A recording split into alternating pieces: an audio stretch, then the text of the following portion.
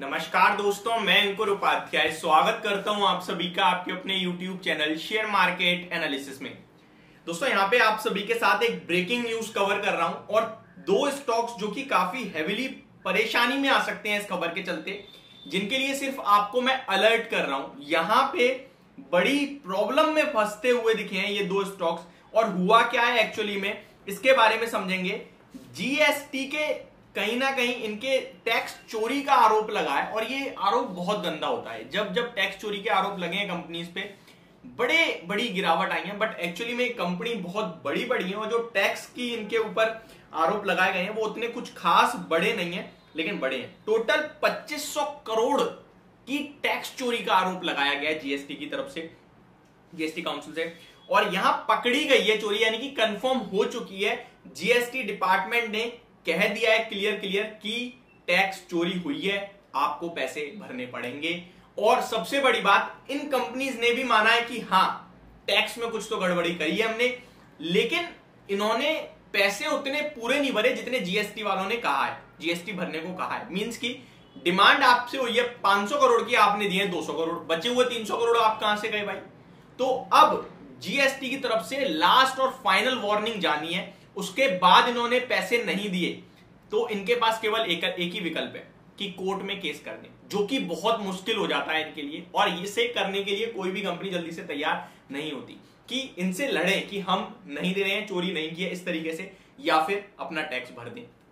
और last warning रह गई है केवल, पूरी तरीके से इनके ऊपर सब कुछ मतलब सारी चेकिंग करने के बाद ही ये आरोप लगाए गए हैं और पूरी तरीके से सिद्ध कर दिया गया है। अब समझते हैं कौन कौन सी कंपनीज हैं और कितना मामला सामने आया है इसके बारे में। सबसे पहले बात करूं तो 2500 करोड़ से ज्यादा की टैक्स चोरी पकड़ी गई है। 2500 करोड़ की टैक्स चोरी का आरोप है। सिंगल कंपनी पे नहीं है, एक सेक्टर है जिसका नाम है इंश्योरेंस सेक्टर। इंश्योरेंस सेक्टर की परेशानी खत्म होके ही नहीं दे रही है। पहले आपके लिए बजट में इनको झटका दिया निर्मला सीतारमण जी ने, फाइनेंस मिनिस्टर निर्मला सीतारमण जी ने। उसके बाद इनको एक वही झटका था आई थिंक, उसके बाद तो शायद अभी नहीं आया और अब तो झटके में आ चुके हैं, यानी कि 1 अप्रैल से जो झटका था वो लागू होना था, लागू हो चुका है। यानी कि इनकी जो प्रीमियम पॉलिसीज हैं उस पर इन्हें टैक्स के बेनिफिट नहीं मिलेंगे। जो प्रीमियम पॉलिसी होल्डर होंगे उन्हें पहले टैक्स बेनिफिट होता था, अब नहीं होगा, तो ये एक प्रॉब्लम का विषय बना था। उसके बाद स्टॉक काफी हेवीली करेक्ट हुए थे। अब खबर आ रही है टैक्स चोरी को लेकर, जहां पे 2500 करोड़ से भी ज्यादा की टैक्स चोरी की गई है।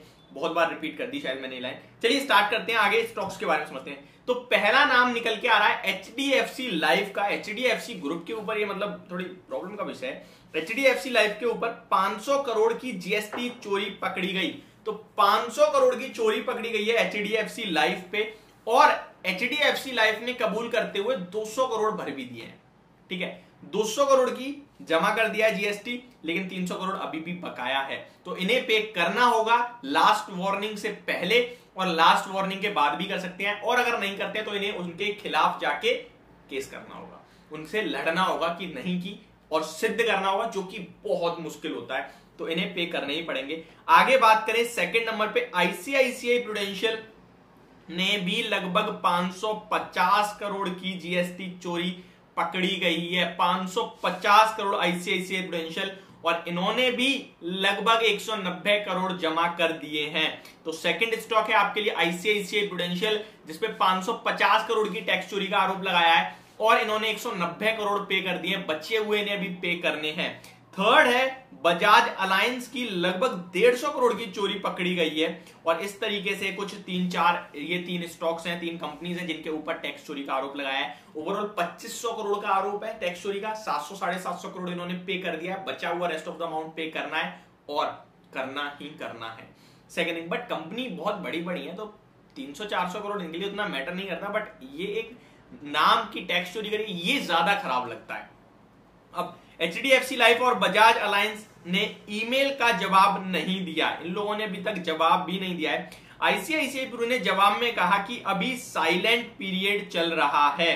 तो आईसीआईसीआई प्रूडेंशियल तो तब भी कुछ कह रहा है, लेकिन एचडीएफसी लाइफ और बजाज अलायंस तो जवाब ही नहीं दे रहे हैं। तो लेट्स सी क्या होता है क्या नहीं होता है।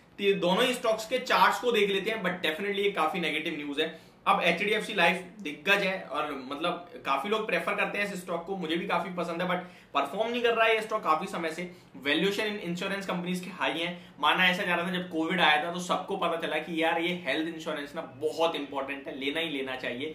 उस समय इन इंश्योरेंस कंपनी को सबसे ज्यादा लॉस हुआ था, सबसे ज्यादा लॉस, क्योंकि हर एक बंदा कहीं ना कहीं इंश्योरेंस ले रहा था, तो पॉलिसी इन इंश्योरेंस कंपनीज को लॉस हुआ। लेकिन इनके लिए एक आगे का फ्यूचर बहुत अच्छा हो गया। जिसने इंश्योरेंस नहीं लिया था उसे हेल्थ इंश्योरेंस की कीमत पता चली, उसे पता चला यार ये होना चाहिए, तो इन लोगों को लगा कि आगे वॉल्यूम्स में ग्रोथ होगी बहुत ज्यादा, तो इसके चलते इन्हें वैल्यूएशन दी गई। लेकिन ये उसके बाद कहीं ना कहीं कुछ भी नहीं कर रहे हैं। सरकार का भी इंश्योरेंस सेक्टर को लेकर काफी फोकस है, इस इंडस्ट्री को 3 गुना करना चाहती है सरकार, बट कब पता नहीं। इसी साल का फाइनेंशियल लगभग अगले 1 साल का टारगेट उनका डबल करने का है, बट उसका भी अभी तक तो कुछ दिख नहीं रहा। NIA, SCL, GIC सब गिर गए हैं ऊपर से, तो सरकार का बड़ा फोकस है, पर स्टॉक्स बिल्कुल रिएक्ट नहीं कर रहे हैं। 2 साल के निचले स्तर के आसपास ट्रेड कर रहा है HDFC लाइफ। चार्ट पैटर्न की शॉर्ट टर्म में बात करूं तो एक वी शेप रिकवरी देखी है आपने, और चार्ट पैटर्न इंटरेस्टिंग हो रहा है। 522 के ऊपर निकलते स्टॉक 580 तक के लेवल्स दिखा सकता है, लेकिन जब तक अभी 517 पे ट्रेड कर रहा है आज, मुझे लगता है स्टॉक ज्यादा नेगेटिव रिएक्ट कर नहीं रहा है इस खबर पे, और हो सकता है अगर 522 525 के ऊपर निकला तो एक बड़ी तेजी का कैंडिडेट बन सकता है स्टॉक। अच्छा लग रहा है चार्ट पैटर्न। तो नेक्स्ट स्टॉक आपके लिए जो है ICICI प्रूडेंशियल का है। लेट्स सी इसका कैसा चार्ट दिख रहा है। तो 442 के लेवल्स पे स्टॉक क्लोजिंग देता हुआ दिखा है, डेज हाई पे। 1 मंथ की बात करें तो बढ़िया चार्ट है इसका भी, 1 महीने का। इसमें भी एग्जैक्टली ब्रेकआउट होने की तैयारी है, 480 तक जा सकता है स्टॉक भी, तो इसको भी रडार पे रखें। मुझे लग रहा है चार्ट पे तो दोनों के अच्छे लग रहे हैं, बट जिनके पास है वो स्टॉप लॉस डेफिनेटली रख लें किसी ना किसी लेवल पे। स्टॉप लॉस मेरे हिसाब से दूर दूर बन रहे हैं, बट आप डेफिनेटली रखें। तो ये मेरी तरफ से एक वीडियो, होप आपको समझ पसंद दोनों आई होगी। Thank you so much for watching this video, have a great day guys.